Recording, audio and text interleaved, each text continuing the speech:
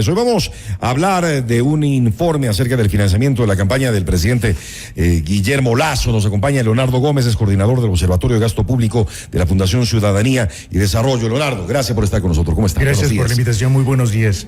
¿Por qué deciden hacer este estudio del financiamiento de campaña? ¿Lo hacen siempre en todos los procesos electorales? Generalmente sí, se analiza todo lo que tiene que ver con el gasto electoral. Sin embargo, es la primera vez que realizamos un análisis tan amplio, además de un análisis en el que trazamos una ruta societaria.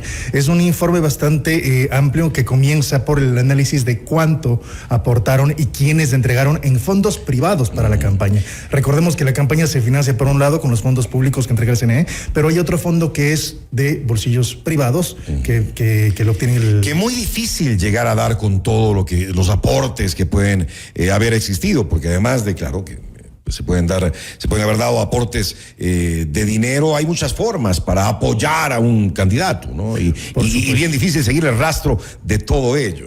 Por supuesto. Sin embargo, nosotros nos hemos basado en los informes que las organizaciones políticas han presentado al Consejo Nacional Electoral. Recordemos que las reformas que se hicieron al Código de la Democracia se aplicaron desde las elecciones presidenciales de 2021. En ellas se dispuso, la primera cosa, que se presentaran informes quincenales de ingresos y gastos. Por lo tanto, cada organización en el transcurso de la campaña ya debía presentar informes de ingresos. ¿Y lo hacen o no? Sí lo hicieron. Al menos en lo que nosotros revisamos desde el movimiento Creo, ya es ley, tiene que cumplirlo, y nos hemos enfocado en el movimiento Creo y la campaña presidencial de quien ganó. Lasso, porque es quien ganó. Claro. Ajá. ¿Y qué sorpresas han encontrado, Leonardo? Estuve revisando y bueno, hay algunas, ¿no? Y que llaman bastante la atención. La primera sorpresa es un tema institucional, y es que por un lado sí se entregaron todos los aportes quincenales, pero las organizaciones políticas deben entregar un informe de liquidación de ingresos y gastos.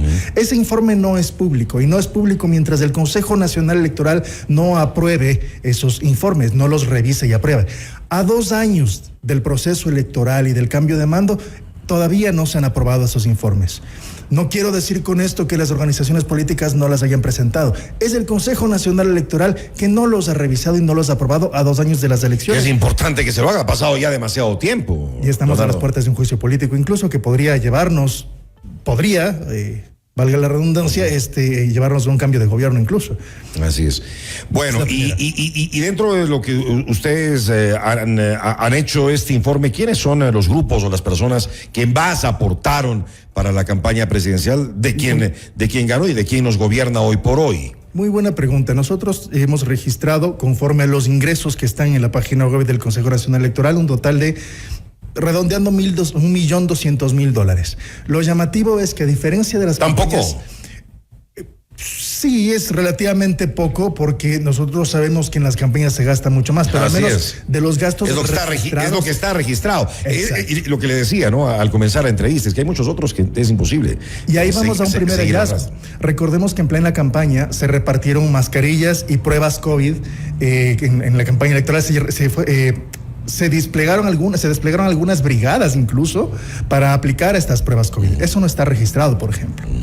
Eso no está registrado como un... Es uno de los hallazgos, digamos. Es uno de los hallazgos. No hay ese hallazgo. La primera cosa. La segunda es que, a diferencia de las campañas presidenciales de los últimos 3 periodos, porque lo hemos revisado, esta $1.200.000 se recauda apenas del bolsillo de 17 personas. 17. Cuando revisamos campañas anteriores, son listados de 200, 300 personas, claro. Pero aquí no, son 17 personas, y apenas 3 de las 17 financian cerca del 90% de ese $1.000.000. ¿Y quiénes son esos 3? El principal financista es el mismo candidato, con $450.000, Guillermo Lasso.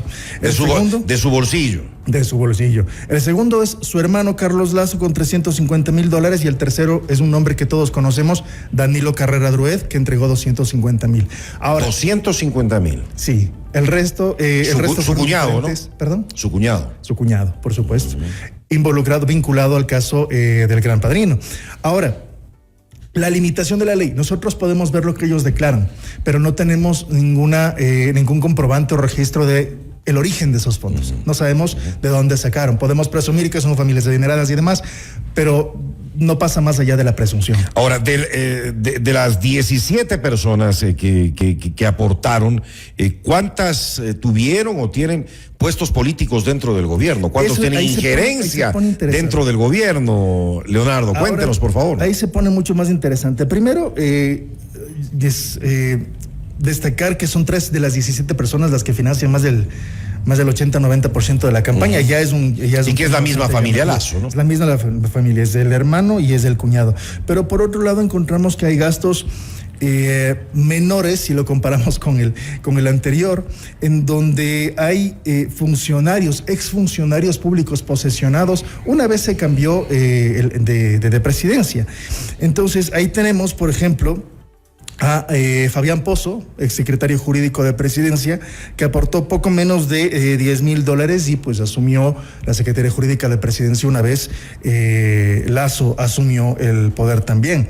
Tenemos por otro lado Fernando Villasís. Fernando Villasís también donó poco menos de $10,000 y pasó a asumir un cargo de confianza igual en Presidencia. Estamos hablando de Fernando Villasís, Guido Chiriboga, que si bien tiene un puesto de elección popular, pero optó una candidatura.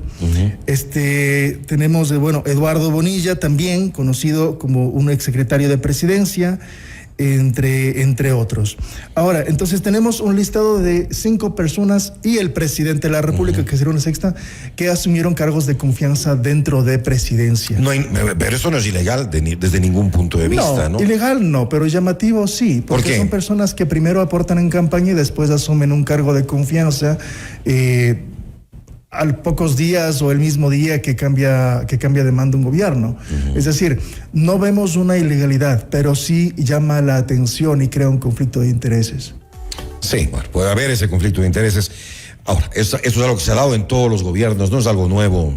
No. Para nada, Leonardo. Lo interesante es que podamos en esta ocasión registrarlo y también saber de dónde viene. Es decir, la mayoría de personas que ocuparon cargos de confianza en Presidencia provienen de lo que fue el think tank que elaboró el plan de gobierno de Lazo, que es Ecuador Libre. De hecho, tenemos un ministro de Finanzas que fue director también de esta fundación.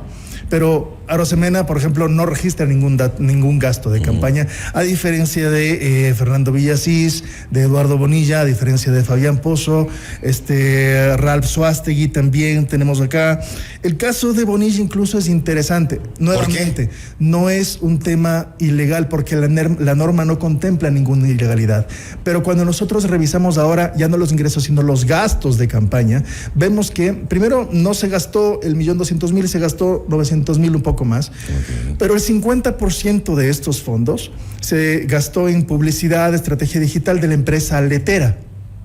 La empresa Letera es propiedad de Eduardo Bonilla, que es presidente y accionista de la empresa Letera y que además es aportante y que además es exfuncionario público y que no dejó de ser funcionario mientras era también accionista de la empresa Letera.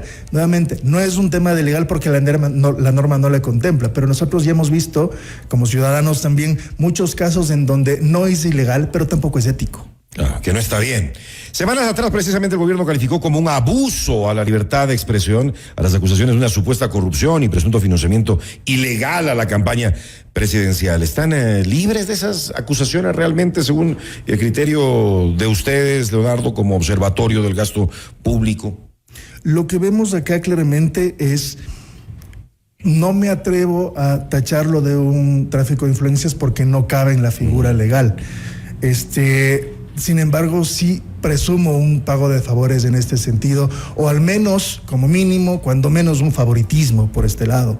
Ahora, lo que sí es evidente y debería llamar la atención de las autoridades de control es que la mayoría de estos aportes, fuera de los familiares del presidente, no rozan el techo de los $10,000 que impone la norma. Me explico. En la disposición general 11ª del Código de la Democracia se establece que los aportes de $10,000 para arriba deben llenar un formulario de origen lícito de los fondos. Pero ahora la mayoría de estos aportes son de 9,990, 9,980. Con las justas. Con las justas. Por 10, 20, $30 menos no deben presentar este formulario y eso debería llamar la atención de las autoridades de control porque estoy eludiendo, no evadiendo, pero sí eludiendo la norma. Perfecto. Sus conclusiones y recomendaciones al terminar de presentar este informe, ¿cuáles serían? Así rápidamente. Debemos reformar la ley.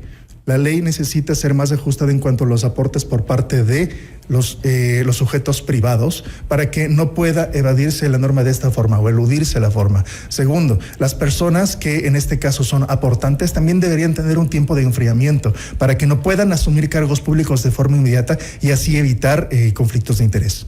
Muy bien, interesante realmente. Leonardo Gómez, coordinador del Observatorio de Gasto Público de la Fundación Ciudadanía y Desarrollo, contándonos hoy acerca de este informe del financiamiento de la campaña presidencial de Guillermo Lasso. Gracias por haber estado con nosotros esta mañana, Leonardo. Gracias por la invitación. Buenos días.